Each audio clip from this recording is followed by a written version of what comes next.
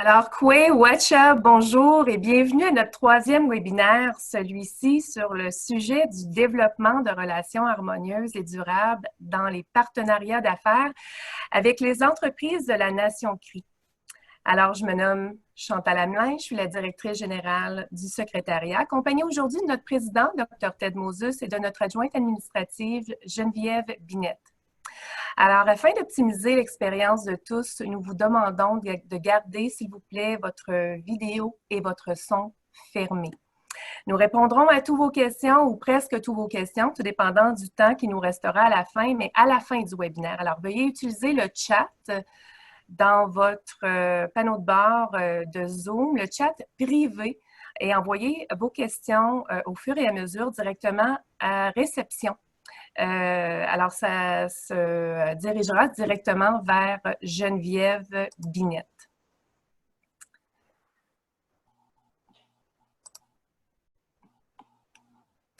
Alors, en introduction, depuis plus de 17 ans, le secrétariat compte plus de 2000 abonnés dans son réseau. Nous œuvrons avec succès à rassembler les communautés d'affaires et est reconnu à la fois chez les Cree, les Jamésiens, tant sur le territoire de l'Abitibi-Témiscamingue qu'au-delà des frontières du Québec.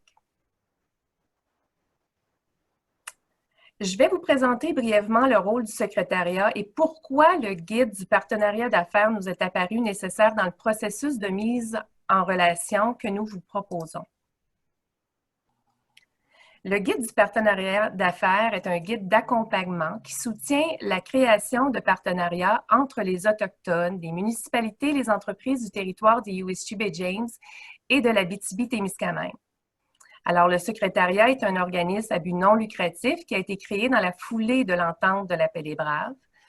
Nous offrons nos services aux entreprises et organisations pour favoriser le développement de partenariats au bénéfice de nos partenaires et sur le territoire desservi. Alors, la structure de gouvernance du secrétariat est représentative du soutien financier apporté par chacun des partenaires. Elle se caractérise par une présence importante de membres de la Nation Crie, des maires des 3 principales villes de la région de l'Abitibi-Témiscamingue et du maire de la ville de Matagami. Alors, le rayonnement de la mission du secrétariat, bien, ça passe par ses activités. Alors, plusieurs événements comme nos conférences, nos missions d'orientation et nos journées maillage sont organisés annuellement, tous basés sur nos 4 piliers.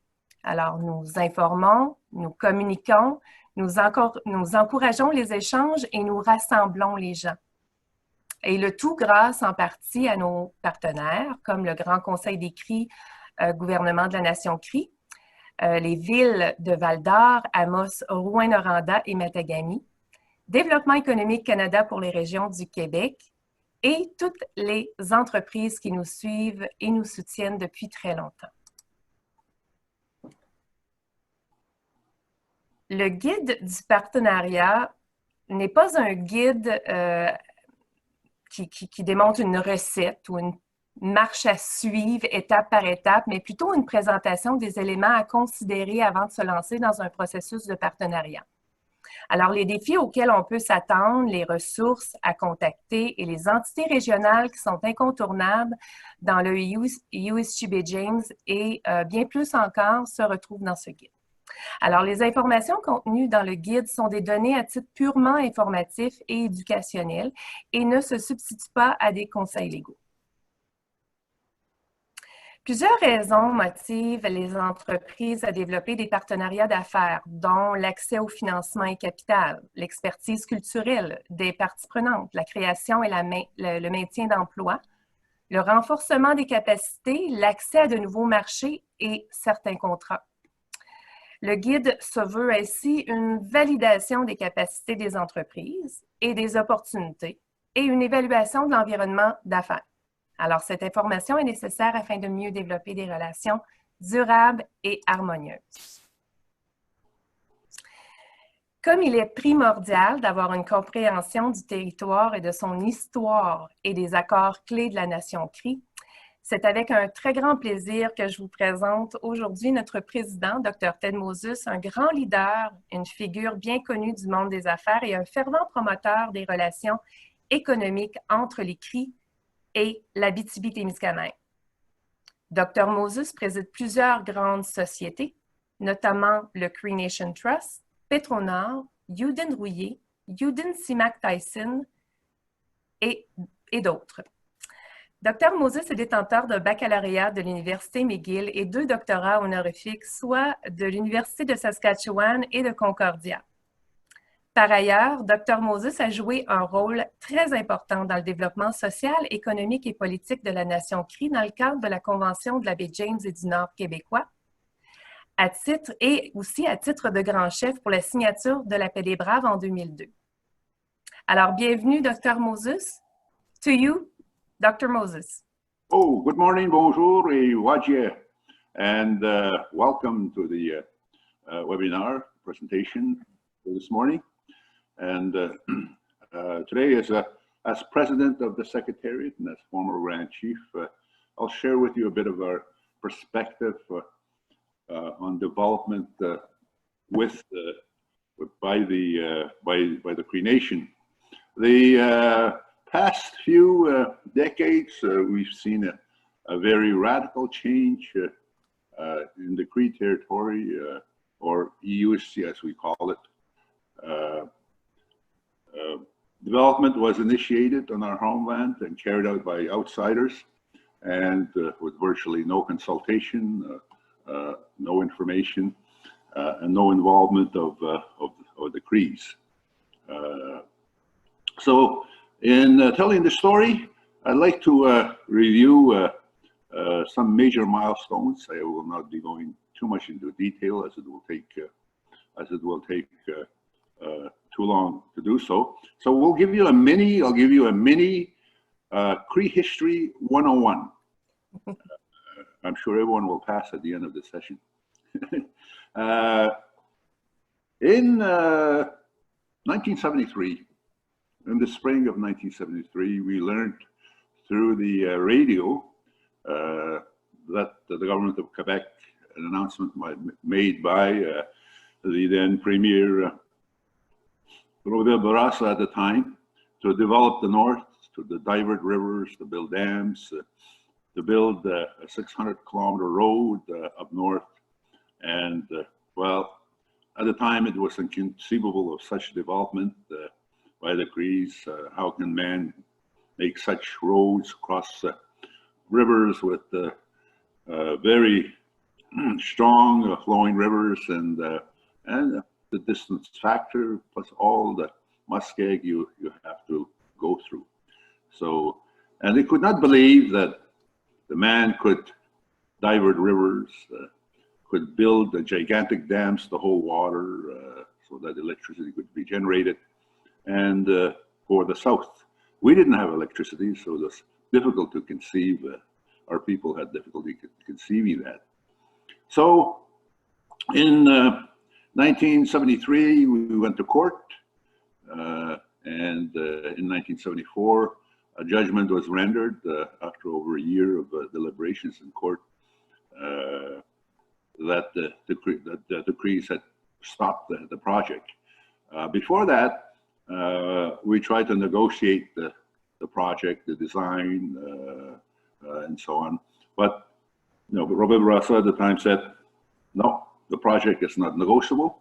We will build the project as we see, and we have the right to do so. You Crees don't have any rights, and you don't have any right to land. You're just squatters. We're just tolerating you people up there. Also at the time, Quebec's presence in the north was virtually non-existent. We had no services from the government of Quebec, just maybe some educational training courses. That's about it. A nurse here and there, that's it. And our communities were very much isolated. Freeze up and break up were big issues, because freeze up meant you got to catch the last plane, send out your order before so it'll arrive in time for Christmas, because no plane between the middle of October and the middle of December. And the same thing in the springtime. You know, you catch the last flight because the next one won't be until, you know, middle of April. The next flight is the end of May. There were no roads up there. There was no telecommunication system. Not like now today, we have fiber optic, which is a long way. So the Crees were pretty much isolated. We were isolated amongst ourselves throughout the whole territory. So in 1974, we won the court injunction in the Quebec Superior Court, which basically stopped the project for 1 week. The government of Quebec and the developers filed, asked the Quebec Court of Appeal to render the judgment null, and that happened. So, but we filed in the Quebec Superior Court. We still have that avenue. So we were a threat to the government of Quebec, and finally they came to sit down and negotiate with us, to make it short. So after about 2 years of intensive negotiations, we signed November 1st, 1974, an agreement in principle, which basically laid out the major points that we would be discussing in the James Bay Northern Quebec Agreement. And then subsequently in 1975, November 11, we finally concluded an agreement, the James Bay Northern Quebec Agreement, or Convention de la Baie James et du Nord Québécois. And so that was a major agreement. It was the first comprehensive land claims agreement of any Indigenous group here in Quebec, certainly across Canada. There were treaties, but there were no modern day agreements. This agreement was later considered and protected by the Constitution Act of 1982. So it has constitutional protection, recognition and protection. So in that regard, the agreement, well, first of all, let me talk about the homeland of the Crees. In 1975, we were 6,500 Crees at the time, and I was a young man, fresh out of school, and I had some work experience, and I was appointed as the Cree chief negotiator of the James Bay Northern Quebec Agreement, where we had a team. I headed a team of lawyers and engineers and anthropologists and biologists and other scientists, and anyway, and whoever expertise we consider relevant, well, we try to get them. And but a lot of the direction came from the trappers and the elders and people locally. So now presently we are, I would say, we're over 20,000. We might be pushing 30,000 because of the, you know, the new development as a result of the agreements. So the territory is about 400,000 square miles. It's roughly the size of California, even though it's still burning, unfortunately. And it's located mainly to the south of James Bay, Hudson Bay in northern Quebec. We have 9 Cree communities. Chantal? Yes, you want me to go back to the map? Yeah, I'm on the map. Okay, all right. What do you want to show? Okay, the territory as you see it, all in white, is basically what we call the USC, the Cree territory, which is the territory that is contemplated by description in the James Bay Northern Quebec Agreement. You will see different colors. The white is the whole Cree territory. That is what we call Category 3. But I'm going to start off with Category 1. Each community, as you can see on the cursor, the little arrow that Chantal is pointing, that is Wiminji. Next one is Sesame up north. The most northern one is way up further, is Wabmextu. And then we have on the inland Nemiska, about in the center of the map. And further south on the right, you see Mistissini. Then to the lower left is Ojibwe. And then again, lower left is Waswanipi. Each color is significant. The dark red is category 1A lands. Those are lands set aside for Indigenous people. It has the same, I guess, effect as Indian reserves by definition within the Indian Act of Canada. So each Cree community is on category 1A lands, which is under federal jurisdiction.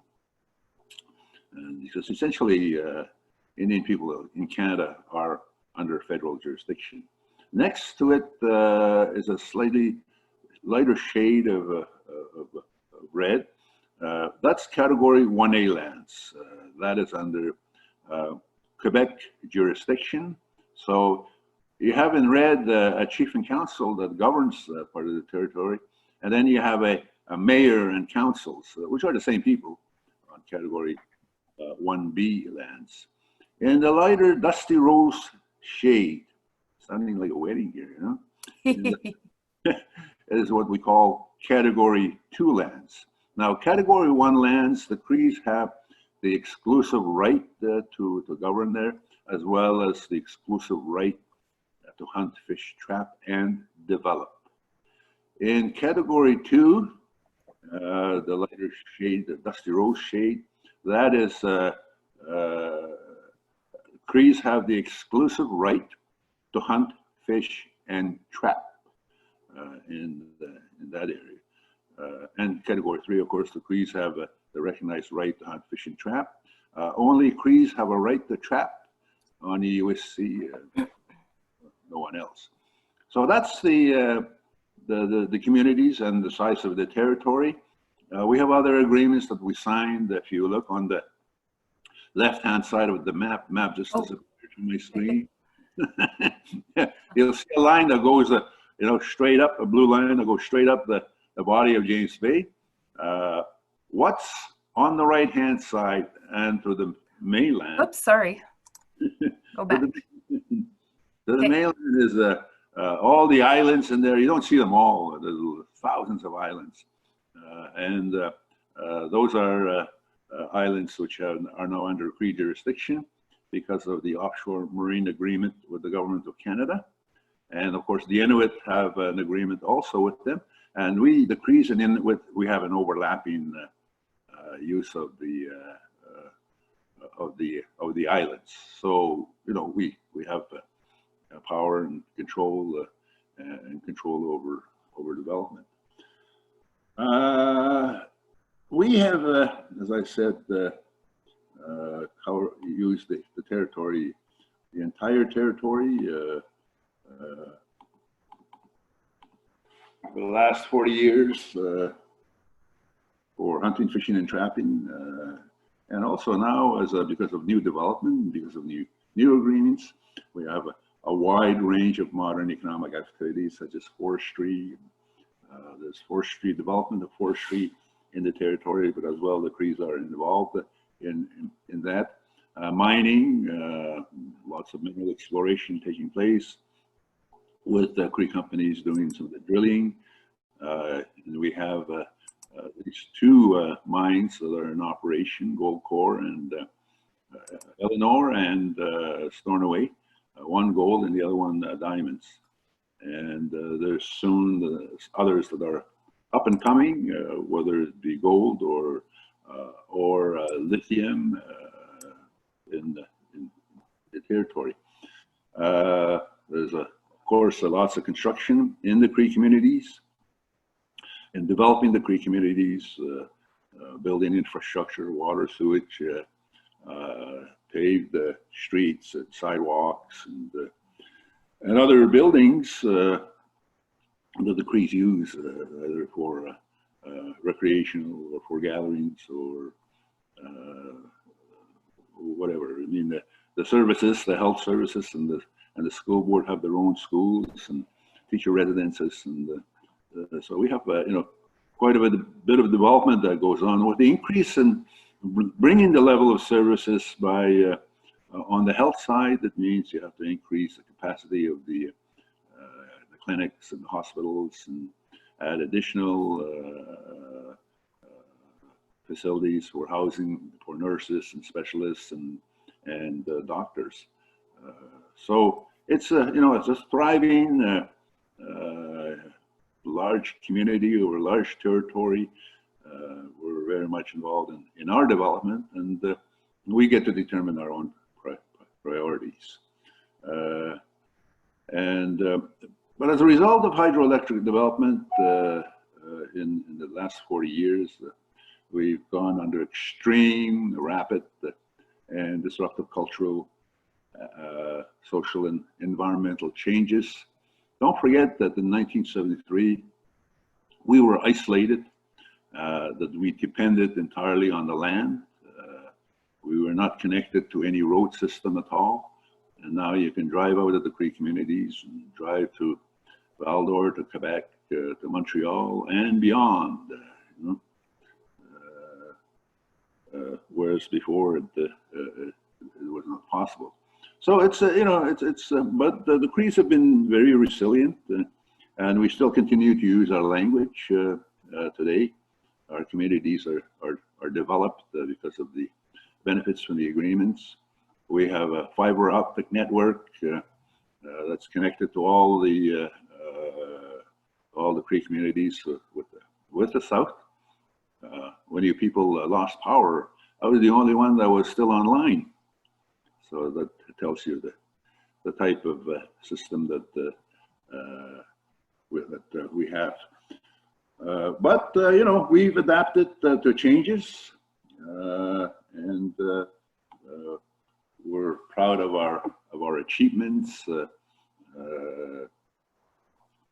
date. But we're still developing. We still got a lot of work to do, and we can call this as work in progress, and that much remains to be done.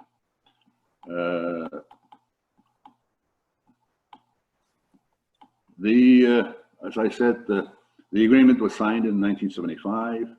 It has a 40 chapters in the agreement.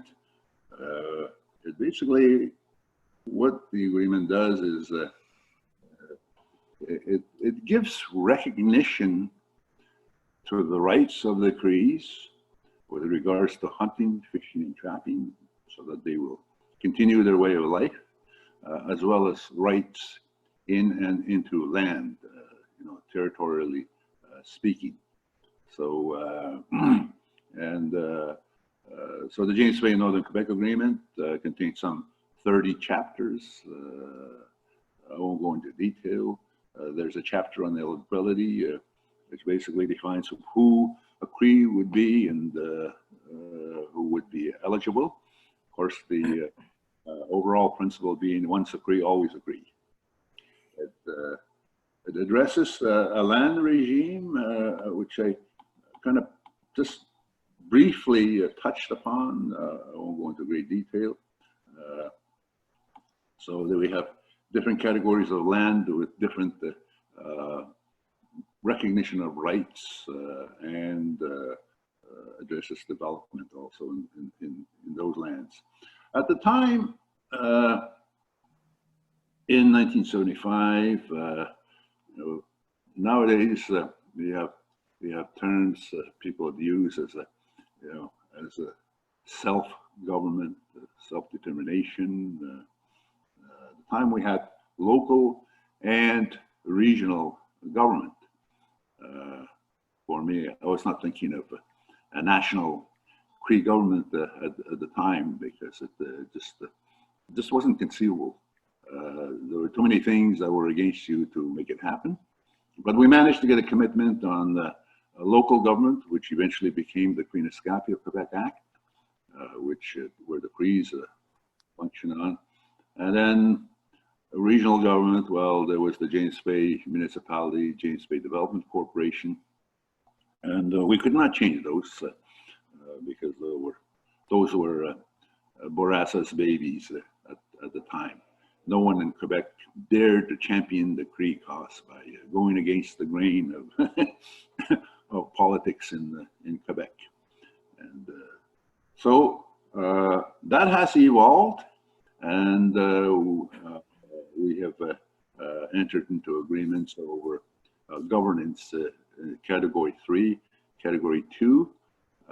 Now we have a Cree Nation government that addresses things on category 3. Also, there is a joint Cree and non-Cree government that operates in the Cree territory. There is both equal number of Crees and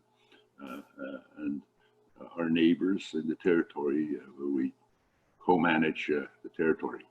There is health and social services, which are addressed in the north. Education. At the time, the thinking on those was, well, you know, why don't we control our health, social services? Why don't we control our education? You know, I don't think we can do as bad as anyone else from down south sitting in their office and making decisions for us. So we decided to bring home a lot of those things. You know, at the time, it was a little bit scary for the Crees, thinking now you have to run your own health services and your own education services. You know, it was a big challenge. And I said, Ted, what are you doing? You know, there was also justice and police in the north. We had no policing services. And then, of course, if you were arrested, did something serious, you were taken out of the territory to be tried and judged, you know, outside of the Cree community. So we changed all of that and brought justice to the Cree community and policing services, and we have very well equipped policing services in the USC. Environmental protection was a new issue in the province of Quebec. I think they only had 2 or 3 people on environment. That was the size of their environmental services in Quebec. And just to let you people know, the James Bay Northern, the Legrand 1975 hydroelectric project was not subject to any environmental review or environmental assessment at the time, simply because you know, there was no protection regime that existed. So we defined one as it would apply in USC, and the Inuit defined one as it would apply north of the 55th parallel. And so it's been useful. Largely, you know, it shows how development in the north should happen, and that developers have an obligation to respect the rights of the Crees and to ensure that there is a very little impact on the environment and the Crees as well. Hunting, fishing, and trapping were rights, were big issues at the time. At the time, the Crees, this is virtually all we did. We relied on the land to subsist, and so it became a very important matter. And people were not willing to give up that right if it was not recognized. Compensation, well, was one of the things that was addressed towards the end, and there was compensation provided for the Cree, you know, in $1975. There was community and economic development addressed as well, so that you know, gives the Cree certain rights, privileges with regards to such development. So that was in 1975. We concluded many agreements. I believe, I think it was about 75, no, 78 agreements. I just recall that. I think there's probably more, maybe over 80 now. So we've signed a few more after that. So in 1975, we viewed the James Bay Northern Quebec Agreement as a partnership deal between the Crees and the governments with respect to governance and development of the USC. For 33 years, the promise of partnership was not fulfilled in the James Bay Agreement, and we had many disputes with Canada, Government of Canada, Quebec, Hydro-Quebec, forestry, some 28 forestry companies. We were engaged in court battles throughout all these years, in the 1980s and the 1990s, and largely to the government failure to implement the James Bay Northern Quebec Agreement. And it became a lawyer's haven. I didn't see any benefits going to the Crees, that we could be stuck in court for the rest of our lives. So that was the situation. Also, we were engaged in the media, in protecting our rights and informing people where we stood and why we're doing this, and to get the people of Quebec and Canada recognizing and asking many questions. With that, we also began sought recognition in the United Nations as a non-government organization, which basically gave us a foot in the door. After a couple of years, we were recognized as experts on negotiation of rights and relationship with, or lack thereof, of governments, and which eventually led to the Declaration on the Rights of Indigenous Peoples. The declaration was adopted by the United Nations a few years ago, and now has become common law. It is now referred to. If one reads the governance agreement and the governments related, there are references to the Declaration on the Rights of Indigenous Populations. It was called, then we changed it to peoples, because populations refers to animal species. Peoples is more consistent with terminology in the human rights and United Nations forums. So that was a big achievement. Then we were at a real impasse in the early 2001. Bernard Landry became premier of the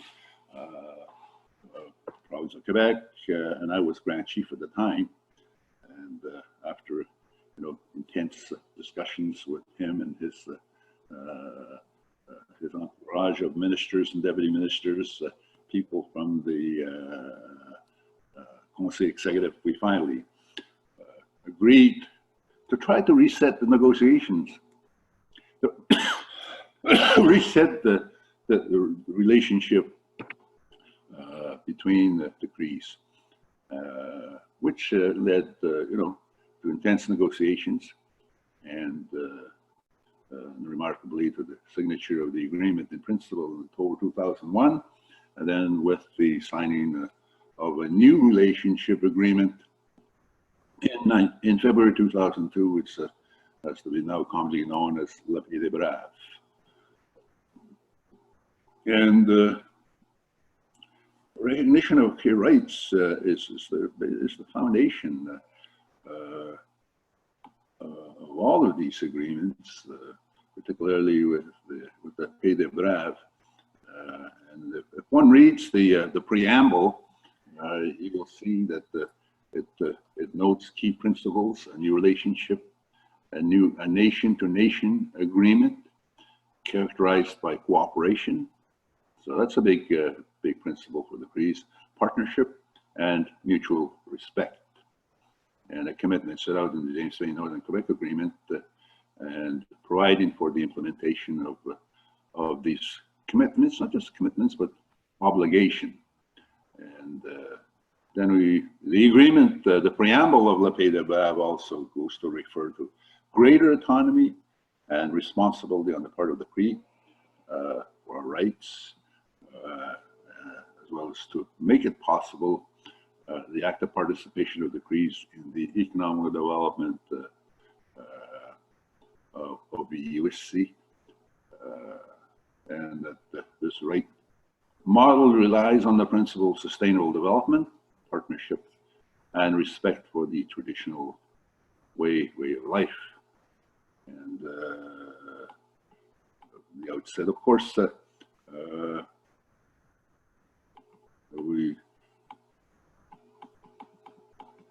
and since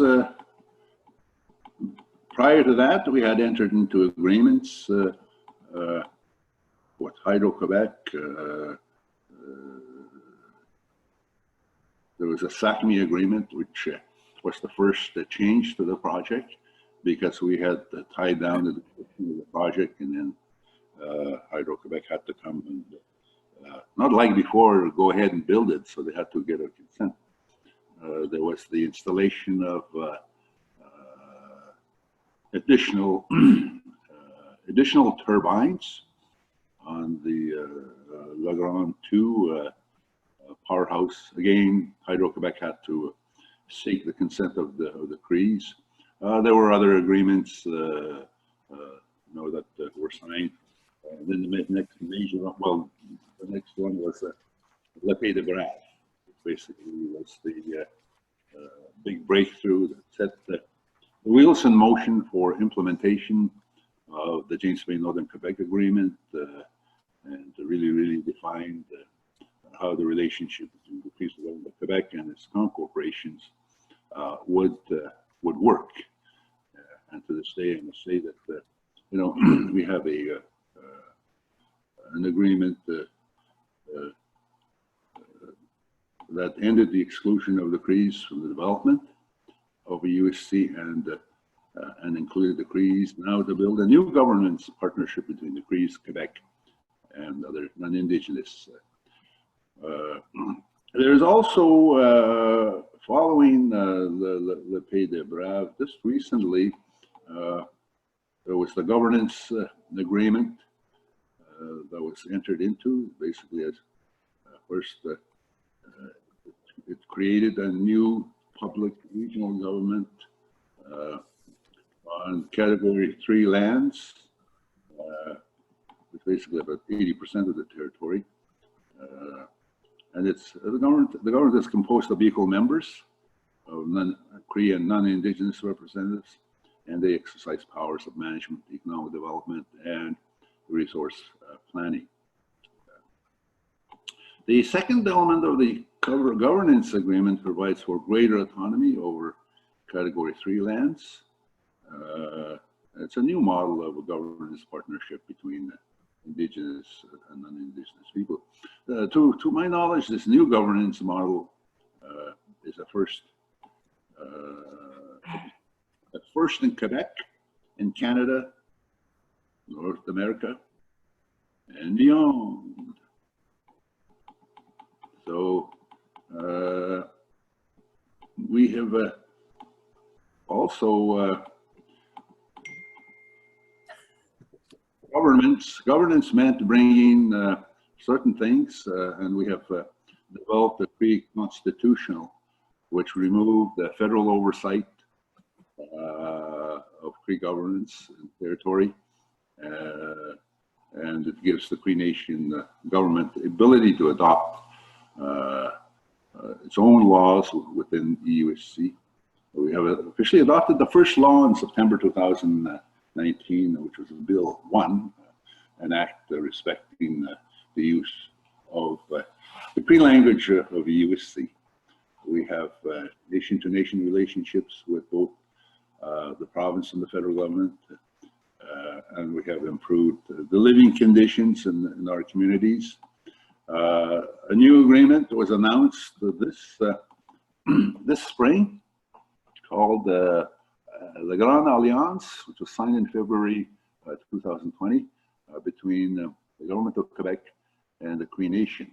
And it's the idea to build, to carry out the infrastructure plan in USC, and that this plan will extend over 30 years, ensuring that the predictability, stability of the economic and social development of the USC. And what is Legrand Alliance? Legrand Alliance is an infrastructure plan, which is to build. Chantal, can you put me back to the map? Absolutely. Okay, I need the map. Yeah, I'm coming. To put the Legrand Alliance into perspective. Okay. A minute here. Right there. Okay, right there. Now point at Matagami. Where is Matagami? Oh, no, that's Wasanich. Down, further. Lower, near the light, the purple. Yeah. Go to the right a little bit. Yeah. Well, anyway, shoot a little bit. There it is. There's the road. Follow the road. Ladies and gentlemen, if you follow the cursor, the arrow, go all the way up to Legrand. Are you there? Yeah, I'm there. Okay. The East Bay Highway, Route de la Baie James, as we know, it goes north, and that was built for Legrand project. It's gone through wear and tear, and with the mining development about to take off, there will be a lot of traffic on the James Bay Highway, which will mean lots of wear and tear on the road. I forget how many truckloads every day, 18, I guess, at one point, of heavy truckloads carrying material, rock material to the south for processing. So the idea is to build a road from Legrand, LG2, all the way up to Webnar. Yeah, and to have a port there, and there would be a road. Also, there would be a railroad. Yeah, the railroad would start from Matagami and would go all the way up to Webnar, at the top of the street. And the railroad would be owned by the Crees. Also, they would extend a road from Taiga, which is between Wiminji and Chesapeake, Chantal. Wininji and Chesapeake. Below the big reservoir. Yeah, the big reservoir there, LG2 reservoir, LG2. Okay, go right, go east. Go east. The road goes east all the way to the big reservoir, which is Kaniapska on your extreme right. They will connect the road from there to Shefferville, and which will connect with the other, the railroad going up. Eventually, from there, I think there would be a road going to Cojuac. So that's the Grand Alliance over a 30-year period, with the objective of the Crees owning the railroad and the construction of the road north and east in the near future. So that's basically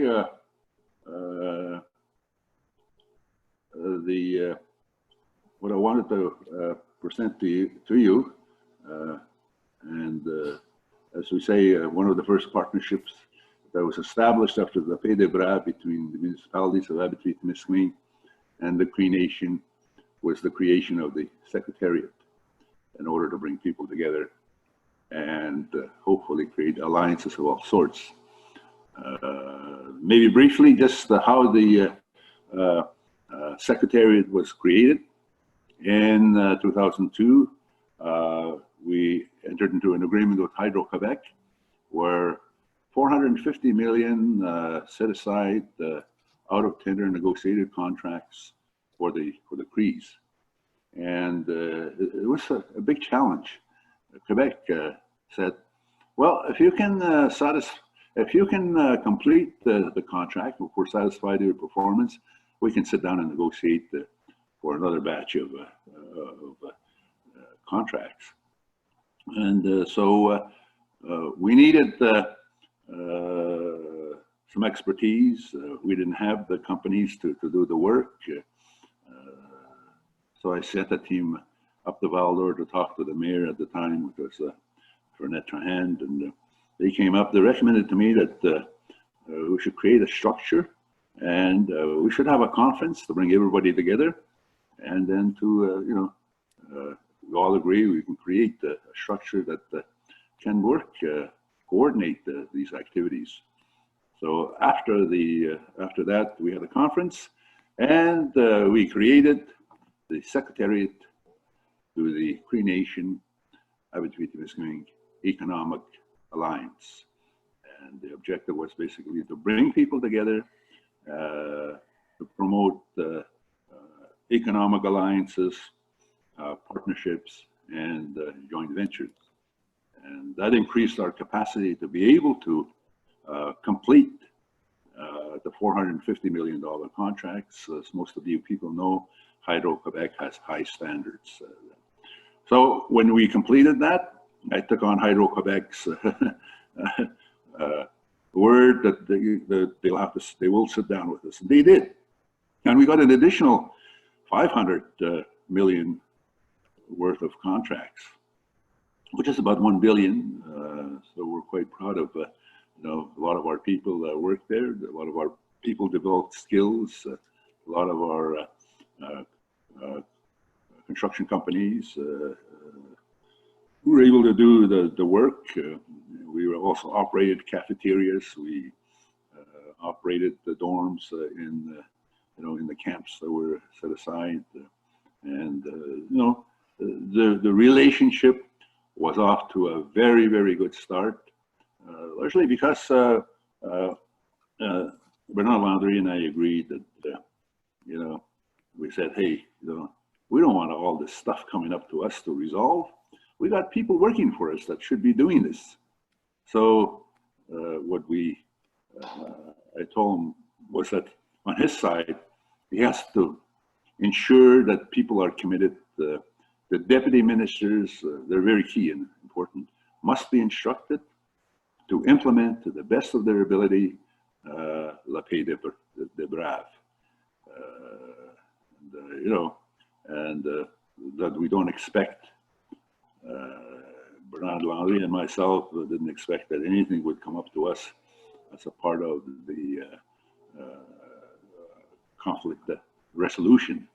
Otherwise, heads would roll. So now, we're working very well with the government of Quebec. Of course, we have to work a little harder when there's a change in government, when there's a change in management in Hydro-Quebec. People that were not there don't see things the way the previous people did. So, it means that we just have to keep on working, making sure that the new relationship works with that. So basically, I guess I didn't take too long. That concludes my part of the presentation. I'll be glad to answer any questions if there's any. So that's the end of course Cree History 101.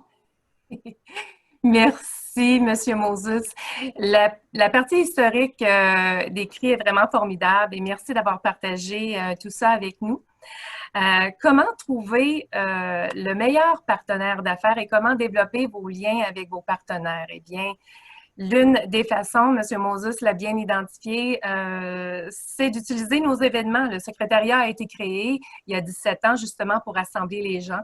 Alors, à tous les années, nous organisons des missions d'orientation, nos uniques missions d'orientation, là où on amène des gens d'affaires dans les communautés Cree pour avoir une meilleure compréhension de l'environnement dans chaque communauté. Nous organisons aussi des journées maillage et des conférences. Alors vraiment, les événements sont un bon point de départ. Puis comme toujours, le secrétariat est là pour répondre à vos questions. Et le guide du partenariat, en fait, vous pouvez le retrouver sur notre site Internet. L'intégralité est là. Vous pouvez l'accéder au www.creenation-at.com. Mais il y a quand même des éléments clés à partager avec vous si vous me donnez 5 minutes avant qu'on passe à la partie des questions. S'engager tôt dans le processus de communication, on en parle souvent avec les différents intervenants dans votre projet est un élément clé. Personne n'aime être informé après coup d'un impact sur lui ou sur son partenariat. Il importe de comprendre aussi votre partenaire dans n'importe quelle relation d'affaires, mais d'autant plus dans vos relations avec les entreprises Cree, puisque vous devez de connaître la culture de chaque communauté dans ses spécificités. Si vous travaillez ou avez travaillé, disons, dans les communautés et que vous pensez que vous y connaissez dans toutes les communautés, eh bien, c'est faux parce que toutes les communautés ont vraiment des spécificités. Il y a plus de 600 nations autochtones au Canada. Alors, chacune a sa propre histoire communautaire, sa propre culture, sa propre réalité économique. Bien qu'ils puissent avoir des langues et des visions communes, si j'ai un conseil de bonne pratique à vous donner, c'est de vous informer et encore vous informer tout au long du processus avec les communautés. Et vice-versa aussi, vous faire connaître. Alors, souvent, les gens utilisent nos événements afin d'organiser d'autres rencontres en parallèle pour présenter des projets. De se faire connaître comme individu, comme entreprise, pour mieux développer ces atomes crochus avec le partenariat ou le partenaire que vous voulez le partenariat que vous voulez développer. Alors, partagez votre connaissance, votre expérience pour voir vraiment à l'arrimage des besoins et des objectifs. Une petite anecdote, comme disait le grand chef à l'époque, le grand chef Kuncom, il nous avait dit dans un de nos événements, important, before building partnership, you need to develop friendship. Alors, avant de penser au partenariat, il faut développer l'amitié. Alors, bien sûr, je n'irai pas dans les détails de comment développer des partenariats officiels. C'est sûr qu'il faut une entente officielle par écrit. Je vois encore aujourd'hui des handshake deals. Écoutez, ce n'est pas souhaitable. Chaque partenariat que vous voulez développer, je vous suggérerais fortement là, de prendre bien le temps là, de le documenter. Les paroles s'envolent, mais les écrits restent. Alors,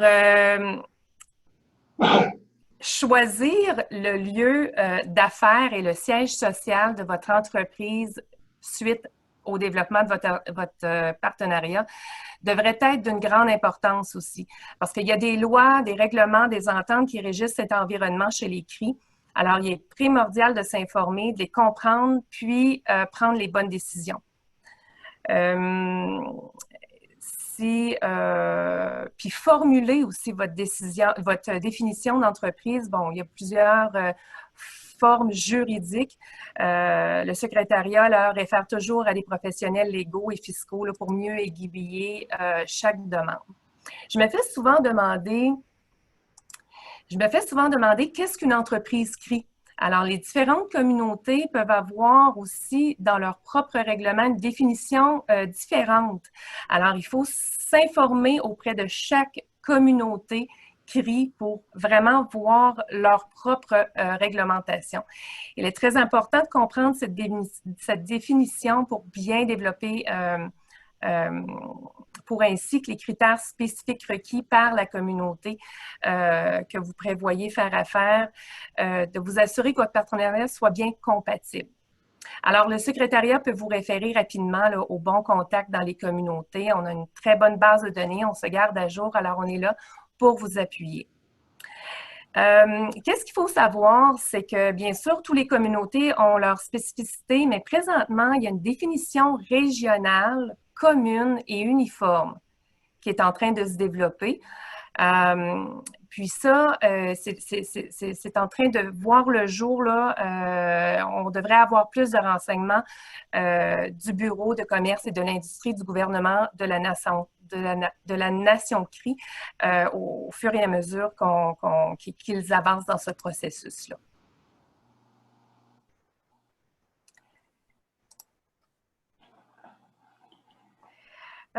Bien sûr, il peut y avoir des embûches. Je vais passer très rapidement. Alors, c'est sûr que je vois encore dans certains partenariats, bon, un manque d'objectifs clairs, communs, puis une mauvaise communication. On parle toujours de communication.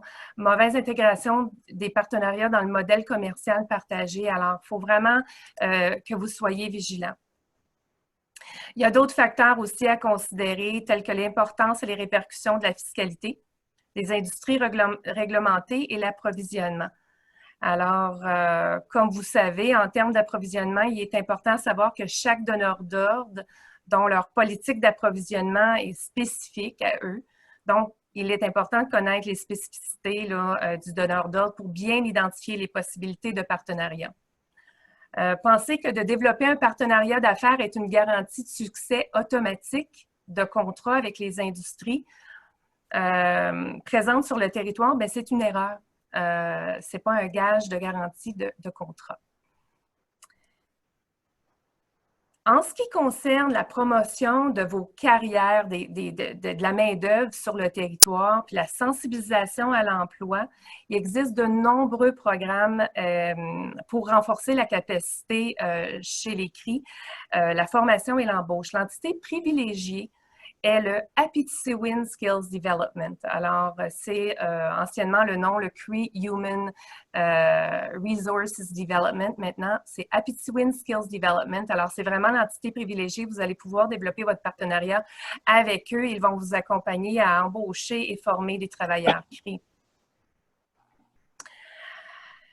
Pour passer rapidement, je dois vous dire que pour les industries réglementées, le secrétariat n'est dans aucun cas impliqué dans le processus des ententes officielles dans les industries réglementées, les communautés, les gouvernements. Alors, le secrétariat, par contre, dispose et restera toujours à votre disponibilité pour bien identifier les contacts, les ressources et vous garder à jour par l'entremise de nos événements.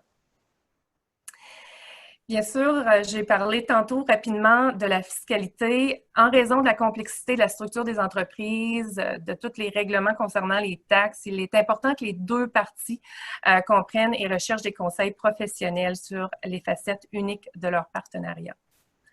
Alors, pour vous dire que notre guide de partenariat dans l'intégralité est disponible en format PDF sur notre site Internet ou communiquez directement avec nous. Si vous désirez une copie papier, on vous l'enverra, il n'y a absolument aucun problème. Voici certaines ressources. La ressource principale que nous avons, c'est le site web du gouvernement de la Nation Crie. Et aussi, la Legrand Alliance ont développé un site Internet qui énumère là, le projet de la Legrand Alliance. Afin de conclure, j'ai l'immense plaisir, avant qu'on passe à la période de questions, de vous parler de notre prochain projet. Alors, la plateforme ALIA. Alors, le secrétariat vous lancera très bientôt une invitation toute spéciale. Alors, le secrétariat vous offrira une plateforme web de jumelage intelligent. Alors, étant donné qu'on fait nos rencontres d'affaires plus virtuellement, cette plateforme-là devrait plaire à plein de gens. Alors, j'ai un petit court vidéo et ensuite, je cède la parole pour les questions.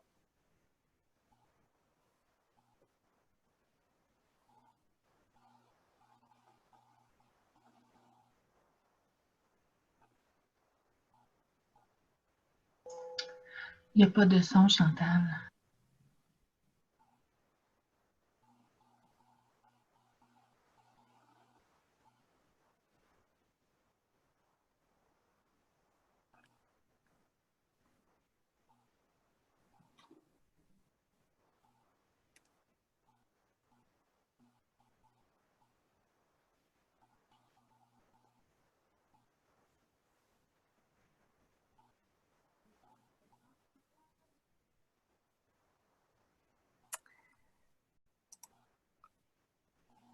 Alors, j'espère que vous avez entendu le son. Peut-être qu'il y a eu un petit problème, mais nous allons passer maintenant à la période de questions. Si je peux céder la parole à Geneviève. Alors, vas-y, Geneviève, on est prêt à répondre à tes questions.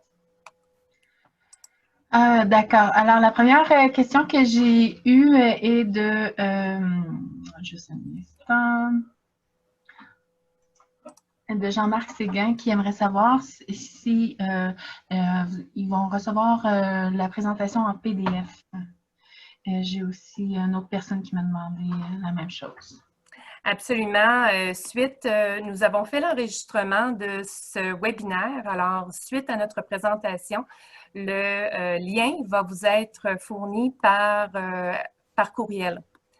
Alors, donnez-nous probablement jusqu'à demain ou lundi, vous allez recevoir l'intégralité de ce webinaire. Parfait. J'ai pas d'autres questions. Je crois que celle de Louise Duplessis qui demande si ils vont recevoir le document en post-activité répond, qu'est-ce que tu viens de dire, Chantal répond à cette question-là. Donc, si vous avez d'autres questions, j'ai pas d'autres questions pour l'instant. Donc, je crois que ça peut conclure. D'accord. Alors, au nom du secrétariat et l'équipe, j'aimerais remercier, de vous remercier, les participants, pour votre participation. Nous gardons toujours disponibles pour répondre à vos questions. Merci également à notre président, notre invité spécial, Dr Moses. Merci beaucoup. Alors, nous espérons que vous avez apprécié ce webinaire. Merci et à la prochaine.